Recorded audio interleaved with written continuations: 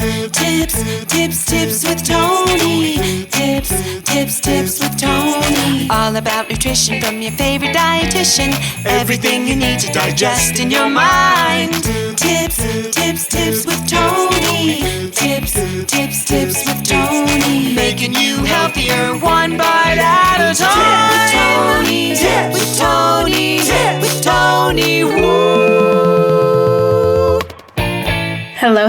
Before this episode officially begins, I needed to let you know that on Saturday, June 10th, I am hosting a body image healing workshop here at my home in Lower Westchester, New York. If you are in the area, or if you want to travel to New York for a fun weekend and a very intense, healing, emotionally, spiritual, bonding, supportive day to get to the root of why you struggle to see yourself as valuable when you look in the mirror and why you feel the need to constantly be changing the way that you look in order to be worthy of love and acceptance, and you finally want to feel good about yourself, what you see, how you feel, everything about your body. You want to learn how to appreciate it, how to treat it with kindness and care, and just value it for the incredible thing that it actually is. And if you're struggling to do that because of maybe a history of disordered eating, or a history of body shaming, whether you were made fun of as a kid or you just live in this world where everything is constantly being filtered and constantly shown as what perceives to be as quote unquote beautiful, and you just don't feel like you fit in, you need to be there for this workshop. Like, you absolutely need to be there. Now, because we're only having a select amount of people and because it's at my home, and I really want to make sure that it is an intimate space, a safe space where you can share and process, I am requiring that we just have a quick call beforehand just to make sure that it is a good fit for everybody that's going to be in the room. So what I want you to do is text the words body confidence to 914-219-6446. Again, text body confidence to 914-219-6446 if you are interested in finding out more details about the body image healing workshop, to answer any questions you have, and we will also likely set up a call. So if you're interested in learning more about the body image healing workshop, text body confidence to 914-219-6446. I hope to connect with you soon. Now enjoy the episode. Hello and welcome to the Tips with Tony podcast. I'm Tony Marinucci, registered dietitian, helping you get healthy one bite at a time. I'm so excited for our very next guest, Erin Washington. She is a podcast host and author, a podcast host of Squats and Margaritas, which I had the pleasure of being on, and an author of her book, From Pain to Purpose. And we are going to learn all about how to take your mess and turn it into your message. We're going to be talking about body image. She just started a really awesome nonprofit for young teenage girls, which I cannot wait for you guys to hear about. I'm still learning about it and I'm really excited. So I can't wait to get into it. Erin, welcome to the podcast. Thank you so much for having me. You're so welcome. Okay, we kind of already recorded this because we had an internet issue. So you know the first question. First question, 3 parts. Who you are, what you do, and why you do what you do. Go for it. I'm Erin Washington. I'm a wife and mom of 2. I live in Georgia, and I'm the host of Squats and Margaritas podcast, the founder of Blue Butterfly Foundation that helps teenage girls who are struggling with body image and self-worth. Mm-hmm. And I do what I do because I struggled with body image and self-worth for 20 years and kind of found the balanced lifestyle that I live now, Squats and Margaritas, at 37 after having 2 kids. So I wrote my first book, Squats and Margaritas, to inspire a woman to find themselves again, kind of later in life. And my new book, From Pain to Purpose, just kind of talks about once I got in my best physical shape, everything that happened after that. It was like everything started to fall into place. I found purpose. I started my show to inspire other women, and then created what I hope to be a legacy that after I'm gone will help inspire teenage girls moving forward. Oh my God, that's so powerful. It's really awesome. Like, so many people do things that they end up are able to now making it like part of their reason and their purpose. And I feel like that's why we're here on earth, right? So like, yes. It's probably it's so hard for you to even believe sometimes, like when you look back at where you were when you were struggling with your eating disorder and struggling with your self-worth and body image, to like be now teaching and helping people through it. You're probably like, what? Like, you know, like the younger version of you is like, I don't believe you. It's unbelievable. But that's my message. Like whatever you're in now, just know that a woman who was throwing up her food for about 10 years is now hosting a wellness podcast and speaking as a motivational speaker for women to find themselves again. It's hard to see when you're going in it, but everything has aligned for me. And I know that I went through my mess to be able to come out on the other end and inspire and empower another woman who's still in it to come out of it. And it's just hard to see while you're going through it, but it's just like one step at a time. Like if I can come out of what I came out of, you can too. Yeah, absolutely. Absolutely.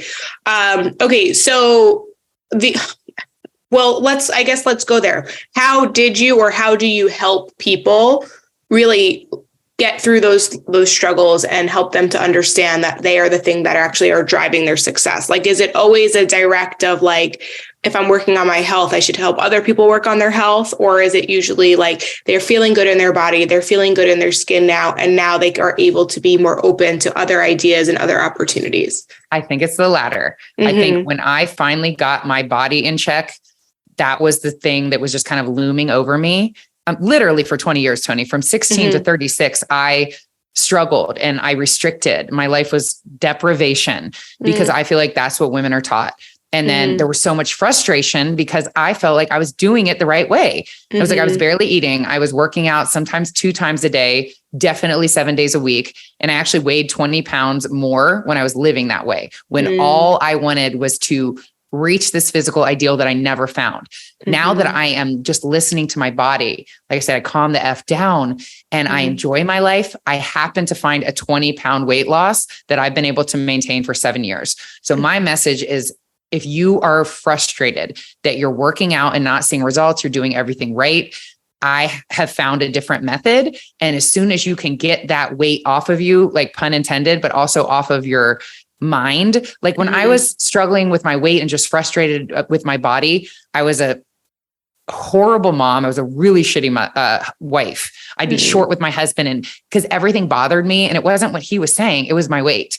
So until you can get that thing, that it may be something else for you, but until you address that, it's going to be looming over you and almost like blocking you from the rest of your life. So it was just, I wrote my first book, like what I thought was like my highest self. I'm like, look at these abs. I figured it out. And here's what you do.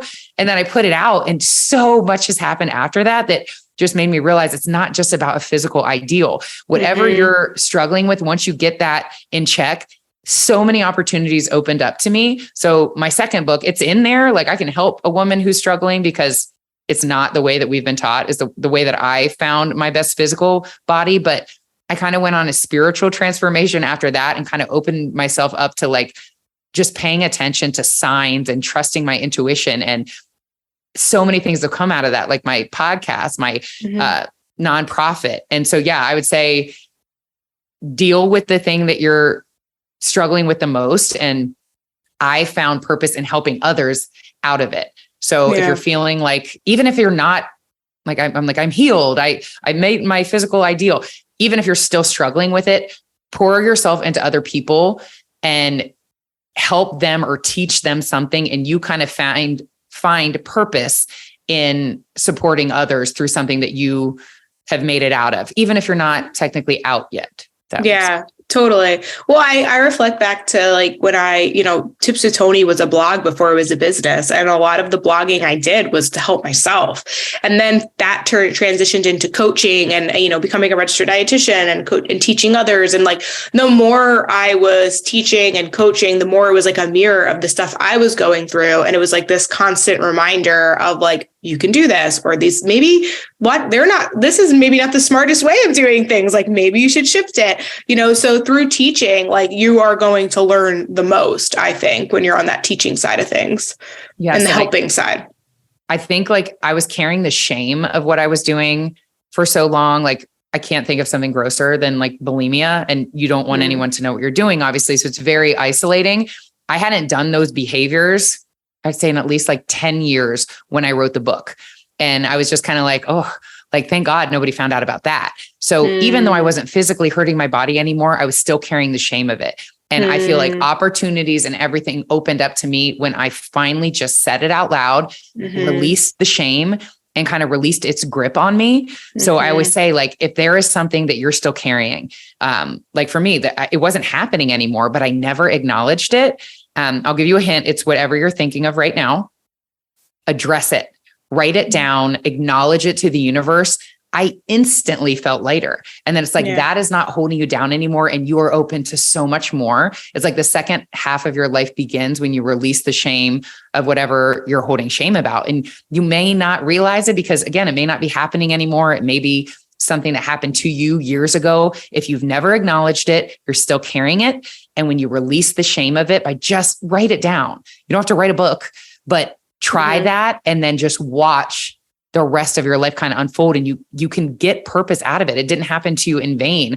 All of that mess, I know I came out on the other side to be able to help another woman out of it. And I don't think you can get to that point if you're still carrying something. Again, even if it's not happening anymore, until you release the shame of it, you're not going to be open to your true purpose. Yeah, definitely.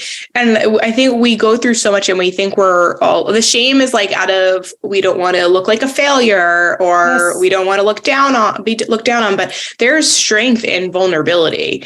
And the reality is that we're not alone. Unfortunately, bulimia is very common. Unfortunately, eating disorders are very common. Like there's, these are things that are not, it's a human experience. We all just use different outlets to get through whatever we're struggling with.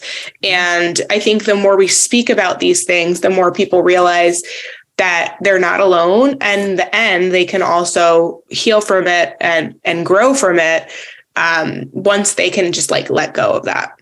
Yes. Like no one is suffering alone. Like no one wants to say it out loud. No one wants to be looked at differently, like you said. But the more we normalize it and say it out loud, like I say it so casually now, like sometimes on my show, I'm like, well, when I was bulimic, and I see my guests like visibly be like, oh, but it doesn't have the weight on me anymore. Like I release the shame, and it's not this shameful thing. And it's like, I can tell you, if you're struggling with an eating disorder, I get messages a couple times a week from women that are like, me too. You're the first person I've told, because I am vulnerable about it. It gives someone else permission to be vulnerable about it, and it normalizes it.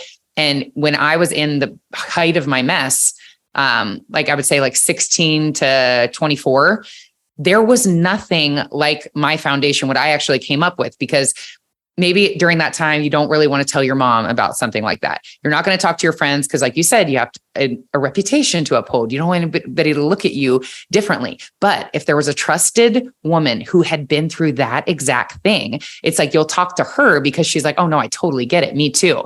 Nothing against therapy. I go to therapy, but I picture an 18-year-old girl who's struggling with anorexia going in, and a man with a clipboard being like, tell me about your anorexia. And you're like, you don't get it. But a woman that has been through that and can come out on the other side, you would get it. And when I got my podcast, I talked to I can't even believe the guests that I've been able to connect with just because of this platform, this show, and women that have shared authentic. Kenya Moore of Real Housewives of Atlanta and Katie Couric specifically went in detail about their one about body image and one about their bulimia. And I'm like, what can I do with this network of powerful, inspiring women? And that's when I came up with my foundation. They can be mentors for girls that are still in it. First, to show them that you are not the only one that feels this way.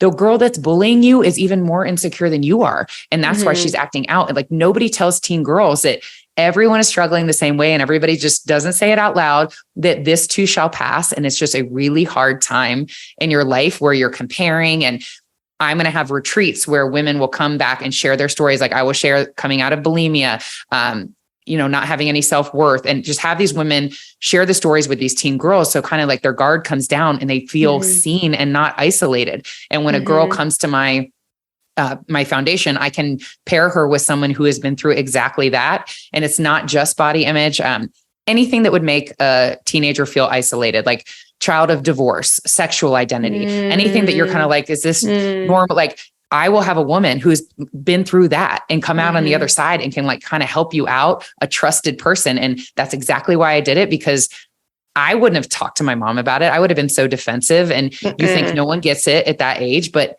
you're talking to someone that has been through that same thing. So that person gets it and you'll open up to them. So I hope that that's what it becomes.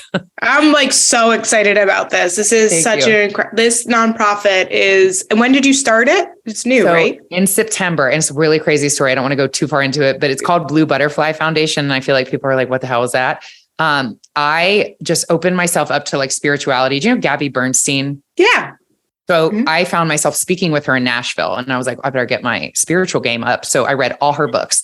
I had read Universe Has Your Back, but I like up to the point where I was listening to Happy Days on audiobook as I'm going into the event.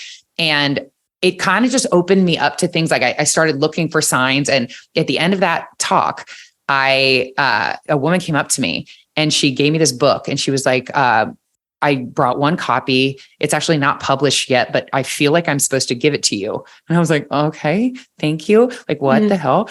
And then she went on to say that her daughter had tragically drowned during COVID and that she comes to her now as a blue butterfly. And I had on like a jumpsuit and I was like, hold on. I'm like unzipping. I have a blue butterfly tattooed across my back.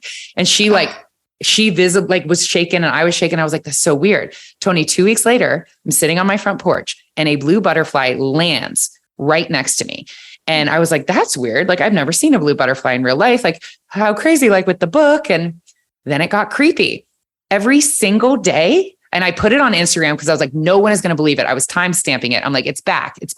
Always in the same spot. Even if I wasn't the first person to come out, my kids would be like, mommy, your butterfly. And I would come out and know where to look. It's just flapping away. It didn't fly away for 2 weeks. And I'm like, universe, I see it.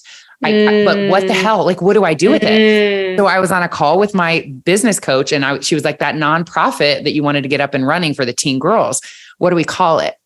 And like, in the moment I was like, blue butterfly, Tony, I never saw it again, ever. Like it left. It like was like, she gets the message. So now I'm like, open yourself up to the universe, put yourself out into the world and then watch for the guidance. The universe is guiding you to do exactly what you're supposed to do with your life, but you're looking at your phone. And on that spiritual journey, how long was that butterfly there? That it was like, as soon as I named it, I never saw it again. Wow. So it's like, put yourself out there and what you want to do, and then just be open to guidance. I see a blue butterfly. We spent Easter weekend at this like cabin in Tennessee. There were 8 bedrooms. I walk into mine. I open the door. There are blue butterflies all over the wall. I see it everywhere. It doesn't even like freak me out anymore. And it's almost like validation. Like you're doing it. You're getting the message. And it's so cool. So that I got a blue butterfly tattoo on my wrist, and my hope is that teenage girls that go through it as teenagers will come back and be blue butterflies for the next generation of girls. So there'll always be blue butterflies in the world. I know I get goosebumps every time. I'm actually very emotional listening to you. I'm like, because for so many reasons. Oh God, I don't even know where to start. First of all, I needed this when I was a teenager. And I know we all did. I know everyone I'm speaking to right now, everybody listening to this podcast can 1000% relate. And it's just, thank you for doing what you're doing. It's absolutely incredible. Second, the thing that you had mentioned earlier on, and I think this is what I try to express to people so much, is that like healing your relationship with food in your body is just a foundational step. Like so many people waste so much of their lifetime, effort, and energy just trying to lose weight and trying to eat less and exercise more, and blah, blah, blah. But really, it's like you're wasting. That's like I don't want to say it's a waste of time. I do believe everything has value, but like too much time is being spent on that. When if you could just finally make peace with your body, nourish it, care for it, find balance within it.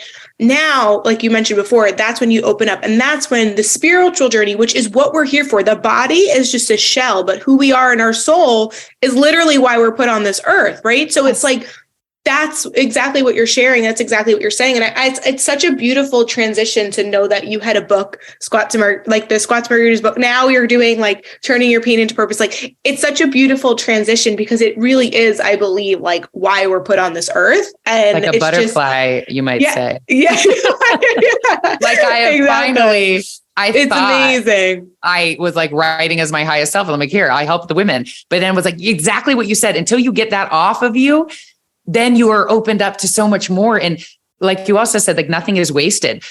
Like 20 years of my life, like I was miserable but it wasn't, I needed to come through that to be able to find like immense purpose. Like I wake up, I've had goosebumps since we started talking about this. Like it lights me up and I know that this is why I went through it. And whatever you're in, you can find meaning in that. And you start by sharing it. Even if you're not ready to share it with everyone, write it, release it. And then you can use that to help others. And as soon as you, I don't know, start a blog, start sharing on social media, you start getting people that are messaging you and you're like, oh, them too. And you build a community of people that feel seen and supported. And then you wake up every day, like you have people now that are looking to you. And that's how I got out of it. And don't have any of your struggle be in vain. Like use it. And find Well, otherwise, because like then what is the point? Like then that really you suck for not for nothing. Like we've all been through, unfortunately, not all, but a majority of us have been through some sort of trauma or some sort of thing that like really rocked us. And like my best friend died of suicide when I was 23 years old, and I can't let that be for nothing. Especially because I know she didn't actually, no one ever really wants to die, guys. Anybody who dies by suicide, they're just in a dark place and they lost hope. Like they don't actually want to die. And it's like things like that. Like I have to do what I do because otherwise I can't let that be for nothing. Like I'm not going to allow the bullies who bullied me about my weight be for nothing. Like I choose not, like you can, but that's sad. That is very sad. It's like there's opportunity to make it let's make it. Otherwise, then it's terrible. I don't want to say this too bluntly, but truly, then what was the point of that? That sucks. Yeah. Right. That makes me think of that's a blue butterfly situation too. Like someone sharing that, like if there's a girl, suicide is up like 30% in teenage girls. And I'm like, I cannot have this. They don't have anywhere to go where someone is telling them, I felt like this too. And this is how I came out of it. That's another like tier. If somebody's like thinking about ending their life because they're feeling like bullied or they're feeling isolated or no one would get it. I need to know like what people search, because I want Blue Butterfly to populate, to be like, okay, there are other people that feel just like you and that came out of it and it's going to be fine. But no one tells, especially teenage girls, this. You think it's just, you're the only one struggling, and it gets so much better. And the thing that you're trying to like dumb down or like hide so you're just like everyone else is the thing you're going to friggin' love about yourself in your 30s. 1,000%. It's just a hard time right now. Yeah. Someone needs to tell teenage girls that, so they have the hope. So if all these women who, whatever they've been through, are coming and sharing their story, and you don't think you're going to like therapy, it's like a retreat and you're just hearing stories. I've spoken so many times at women's events where as soon as someone says something, it gives somebody else permission to say it too. And you leave just connected because you realize you're not alone. Like there just has to be a place. Like suicide is another. Yes, I would love for someone to be able to speak on that and just be a safe space for someone that feels like they're the only one feeling this way. Yeah. Yeah. And we don't want permanent solutions to temporary problems. So that's basically why it's important to be that person, because we all say things to ourselves like, you know, if I could speak to my younger self, you're almost, by this mentorship that you're creating, you are actually allowing that to be. And it's just really special. So, oh my gosh. Yes. Yeah. I never looked at it like that. Yes, yeah. I couldn't talk to her, but I can talk to these other girls that are that age. And I have my daughter, and you were talking to me about this too, like self-talk. You, as a mom, I feel like mothers talk about, like they think about how to raise a daughter and like build her up. And it's all about like positive self-talk to her. You're so beautiful. You're so smart, all these things. But how are you talking to yourself? Because that is what you're modeling for that little girl. Yes, you're building her up and you're a great mom to think that way, but she is watching you. And if you are saying, oh my gosh, you're so great, you're so wonderful. And then you're in the mirror, like, look at this. Wow, I got to go on a diet, and modeling that you step on a scale to determine your worth. It's how you talk to yourself. You need to find and what they see. Exactly. And I also too, like I have this foundation for teen girls, and it's like moms that are looking for resources that are like, I tell her how wonderful she is, how beautiful she is, so she knows her worth. That's great. But if you're using physical attributes and then she's like, well, if I'm not beautiful, so now I will catch it. Cause sometimes I'm like, oh my God, she looks so, I'm like, you are so strong. You are so sweet. Yeah. Oh my God, you're so smart. And make these like accolades non-physical so that they're not saying like my worth and my value is because I'm pretty or I'm thin or anything. Like, don't compliment their body. Like right now, it's not even compliment. I am 5'10" and my husband is 6'4". Our 7-year-old daughter is probably going to be 6'2". Like she is as tall as the teacher. Yeah. She's almost as tall as me. And like people are always the first thing, you're 7, you're so tall. Why are you so tall? And I'm like, can we not make this a thing that is making her feel isolated and different? So I see her in pictures trying to like, and I'm like, no, you're tall. Like you're tall, just like mommy and just like Nana, and making like celebrating it, because anything that is not exactly the norm is going to make you feel different. And that's the last thing you want to feel as a teenage girl or a young girl. So it's just like, stop commenting on kids' bodies. First of all, stop commenting on anyone's bodies, period. Yes, but definitely kids' body. Like seriously, it's ridiculous. And thinking that you're building them up. No, I tell her how beautiful she is, so she knows her worth. And it's like, yeah, but what are you modeling? Because like my mom was always on, love you, mom. But she's always on a diet. I always need to lose 10 pounds. She still is today. And I was taking that in, and I'm not saying that like environment can cause an eating disorder, but it is genetic. And if you have a child who is predisposed to it, like my firstborn obsessive personality that I had, it can affect you. Because I had 3 younger sisters and nobody struggled. And we all grew up in the same house with the same mom on diets. So you have to watch not just what you're saying to her, but what you're modeling. Yeah, absolutely. Oh my God. This is so good.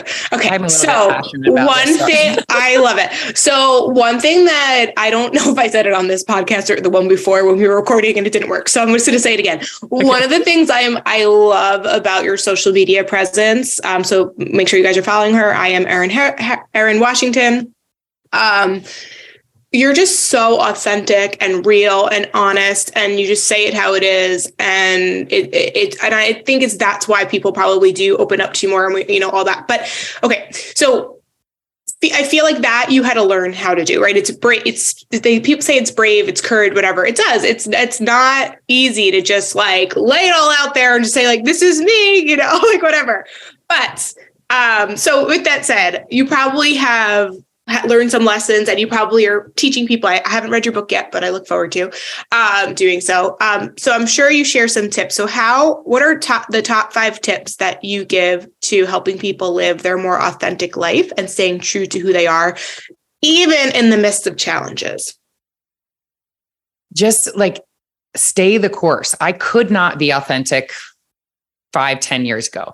Like I didn't have self-love and I didn't have self-acceptance. I was always trying to project an image. And it's funny that you like my Instagram, because what I thought it had to be was how my Instagram was like 5 years ago. I would look at quote unquote successful mom Instagrams, and it was all everything was the same color. They were always like, it always looked like a photo shoot. They were in matching outfits, always in makeup. And so I'm like, oh, this is what I should be. I started getting a following when I was just myself, and my authentic self, like if I am finding myself, even put on the Paris filter, just the one swipe over to like kind of gloss myself over, putting a filter on, I will catch myself and be like, what am I trying to show that I was not good enough to put myself out in this moment? Like, you have like something in your gut. And if something does not feel, you probably have that 1 second where like, you're tweaking something. That's when you're going off course. Like there is somebody else that is looking at that. And even if you do put on like one of the filters, it's like, oh, look at her. Like, I wish if my skin was clear or something. That's a filter, girl. That's not my skin. So it's like, you have to like show up as you are. And that's when you find your people. Like it was not overnight. It felt very weird to just put out a post, but I think about my daughter and it's like, what would I want her to see? I feel like we might've even talked about this when you were on my show, but the model that was on a plane with me, did I share this story?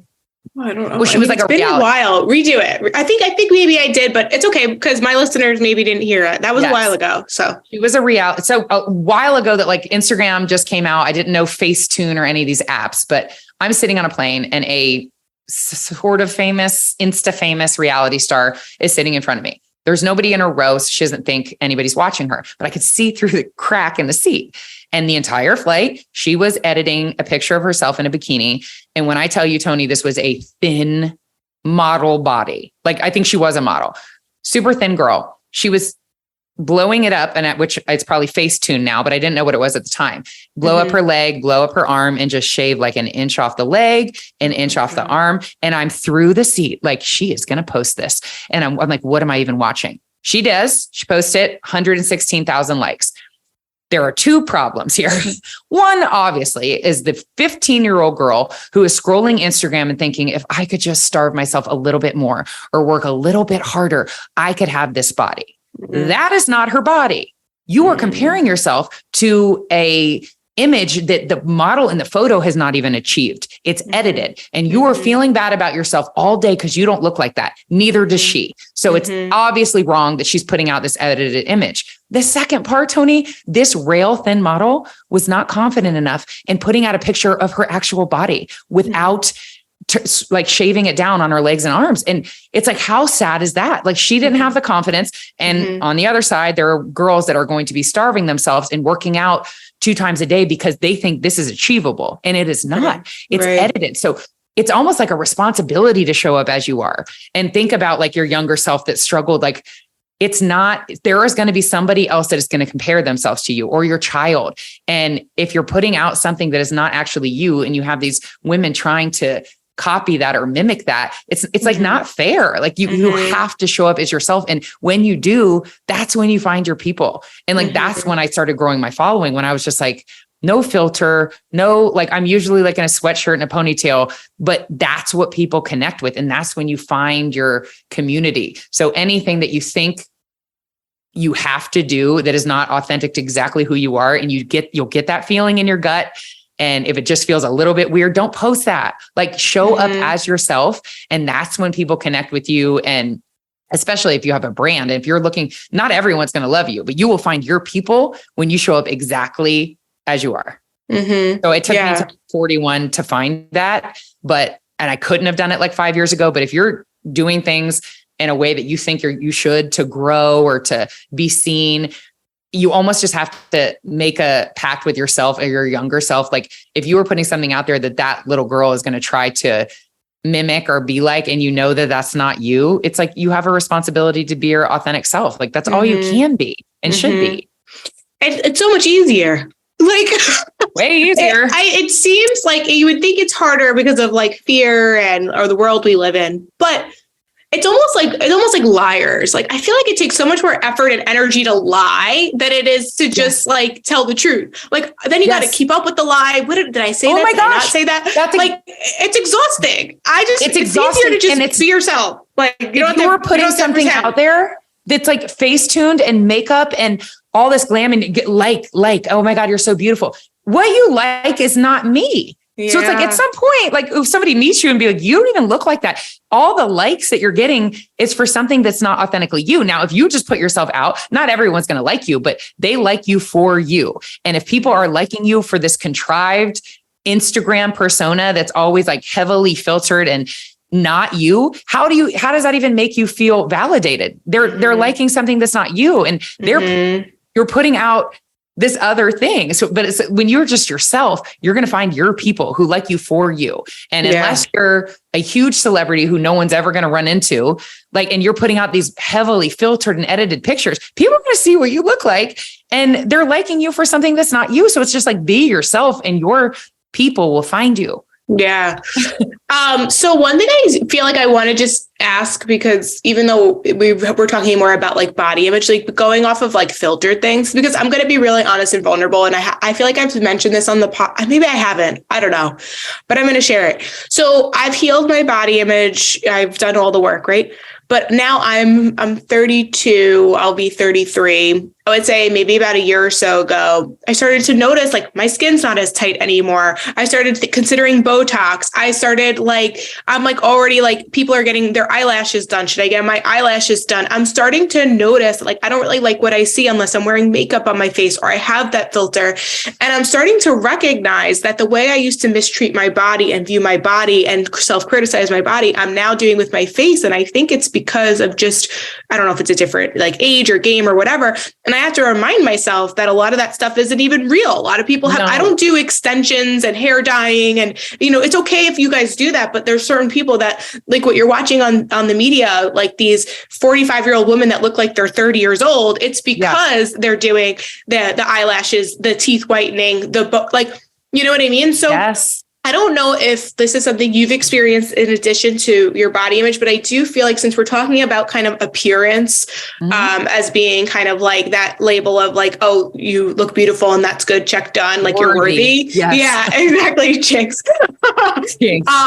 Like any tips for that? Like, is it similar? Because that's I'm currently exploring. I'm like, well, I know the tips to heal my body image, so like maybe I can just adapt those to my face. Like, your face is part of your body, girl. I know. But it's just Tony, different. you said people are getting eyelash extensions. Don't like, because people get eyelash extensions, like doesn't mean you're comparing again. And I mean, we can go there. I've seen some eyelash extensions that are quite a lot. And I'm not sure that it's even like a benefit. Like, and then it's like when you don't, like my sister's my best friend. If she hears this, but she gets eyelash extensions and they look amazing. And I used to have them, and even like they look great. They look great. They look amazing. Gone. And then when she's like, she goes, I can't go out. I don't have my eyelash extensions. And I'm like, so once you're putting out something like that, it's a lot to uphold. Like, cause then people have seen you, like, she's like, no, I can't go. I gotta the parallel of like when trying to get to like your leanest weight, right? Like working out 5, 6, 7 days a week, eating as little as possible. Like you can get there, but it's hard to uphold. Then you got to keep doing it. Sustainable. Yes. So it's like, it looks beautiful. It's put on a strip lash. If you want to do an interview, or if you have something going on, I have a book. I'm doing press for my book next week. I will have probably strip lash every week, but that's not what I look like. And you can't be like not going out of the house because you're missing some lashes. And when you're used to that look, so it's like, don't go down that path. It's something happened at 40.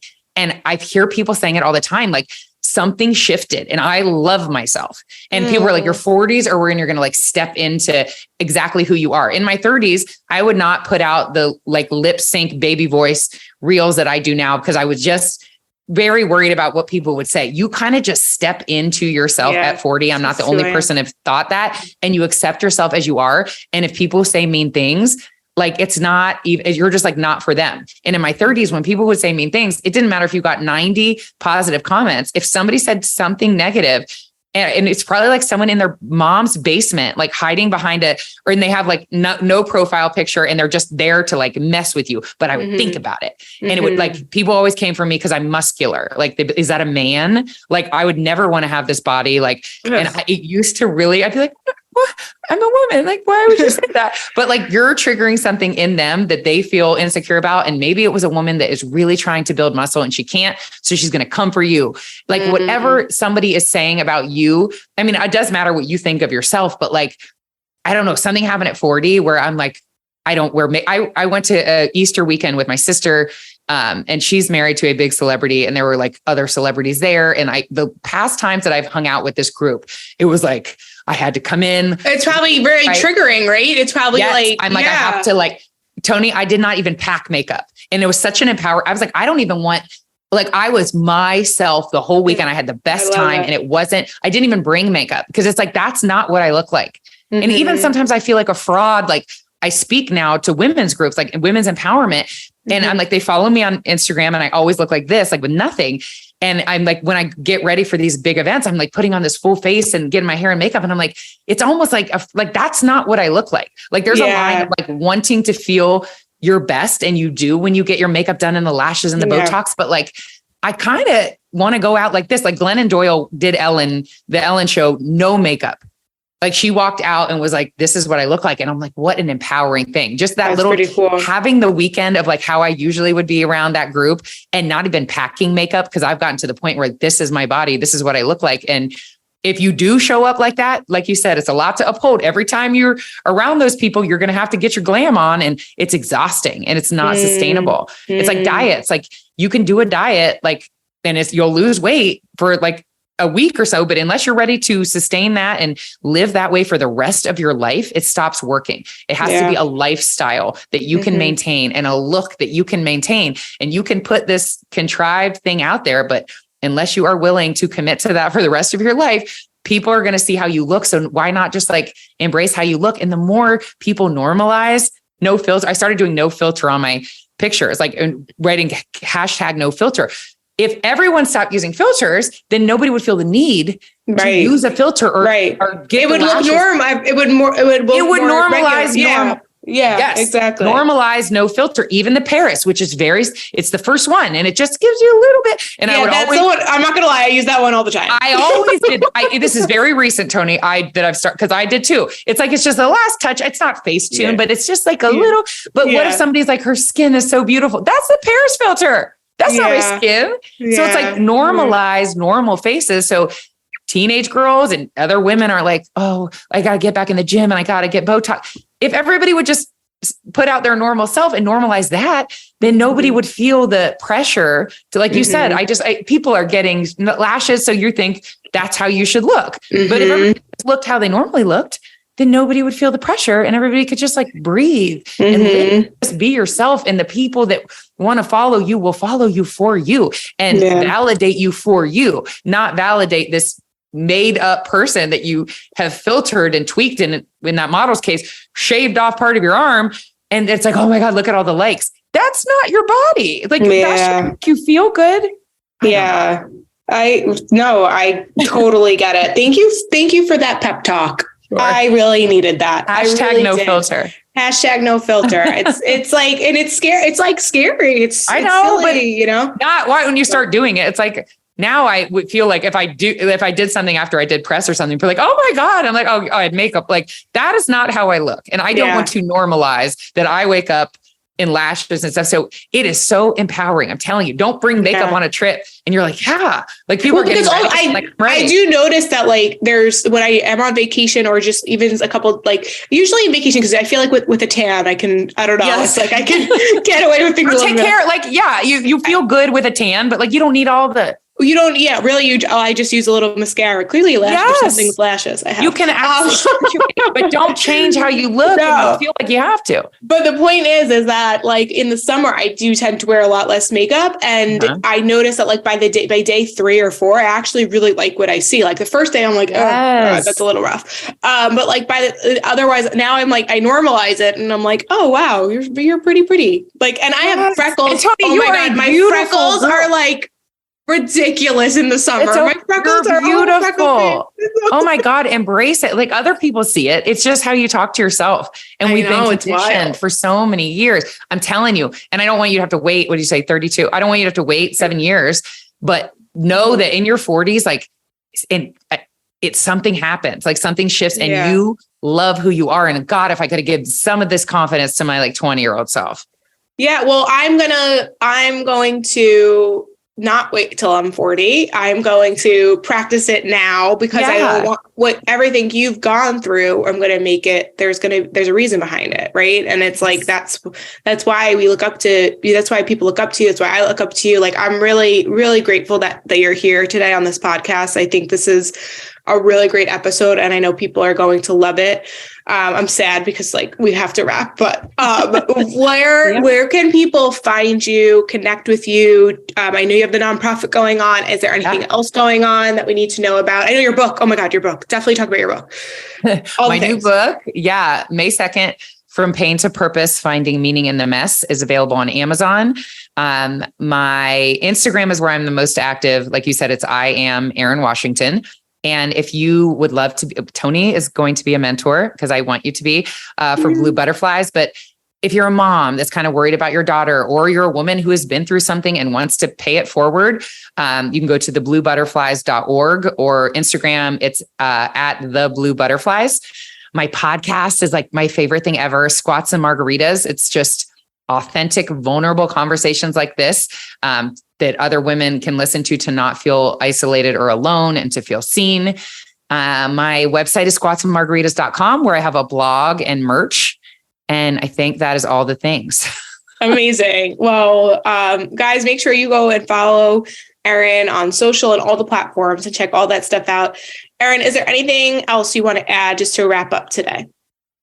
just like, I want to talk to you, like, and anybody that's listening, like, you are such a beautiful woman and everyone sees that. The little things that you're like nitpicking, you're the only person that sees that. So just project confidence. And then, like you said, you start to feel it.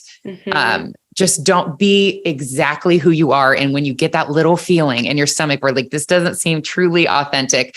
I can say something really quick. I had a woman who is the master of branding. And she was like, you need to make your name more disruptive.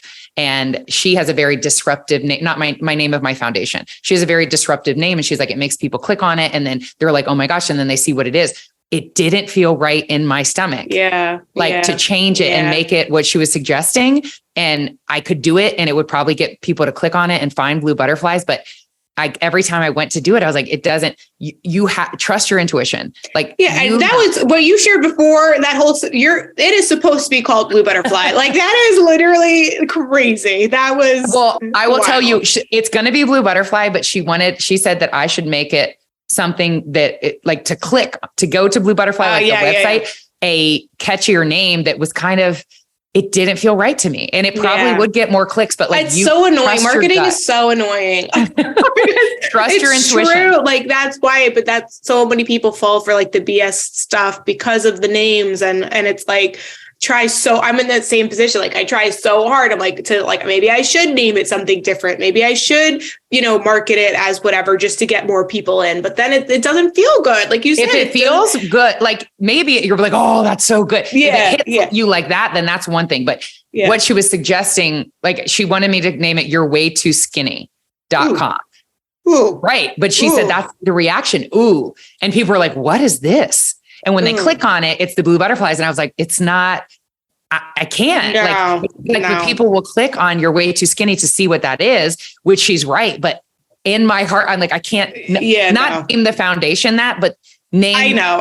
Erin. And I was like, oh, she goes, exactly how you just reacted is what you need to get more eyes on this. And then when they go, you can help people. And initially I was like, oh my gosh, like she's like, that is the reaction. But I was like, it's not, I can't. Like, even though you could come up with something else that's like, ooh, but like good, in a good way, in a positive way. Yes, or I want to know more, but not that. No, especially because you mentioned that you're going to be talking to also, it's not just body image related stuff, right? True. You're going to be mentoring, exactly. And, anxiety and depression and gender and like so many things, so I wouldn't. And even if I wasn't, if it doesn't hit, if just trust your gut. Yeah. And if something, you don't get an opportunity or something, just trust the plan that like, it's just going to open you up to the bigger thing that you wouldn't have been able to get had you gotten that other opportunity. Trust like the universe. And I can tell you're spiritual when you're talking about like souls come and that's your purpose. For 20 years, I threw up not 20 years. For 20 years, I struggled. And now I have a wellness brand. Like never in a million years would I've ever been like, trust the plan. But when you don't see it when you're in it, but when you go back, everything that you've been through is leading you to exactly what you're supposed to do. And you just have to trust the process. When things are negative or you don't get something, it's because something else bigger is coming and you'll see it. It like once it happens, you have to have faith and you have to listen to your gut. Oh, so good. Which means stop scrolling so much and filling your brain and your mind with BS stuff. Why ruin your day? Messages can come to you. It's not real. Yeah. Like, trust me, I watched it happen. You are comparing yourself to something that is not real. So don't ruin your day and look at that. Yes. Yeah. Amen. Oh, amazing. Okay. This is so good. Thank you so much for being here. Guys, make sure you follow Erin, get her new book, listen to her podcast, check out the butterflies, blue butterfly, all the things. Make sure you do that. If you're not subscribed to the Tips with Tony podcast, make sure you hit that subscribe button. A new episode is coming out every week, I guess. I kind of went off schedule, but we're cool. We're committed and we're consistent in some way. So anyways, thank you so much for being here. As always, this is Tony Marinucci, your registered dietitian, helping you get healthy one bite at a time.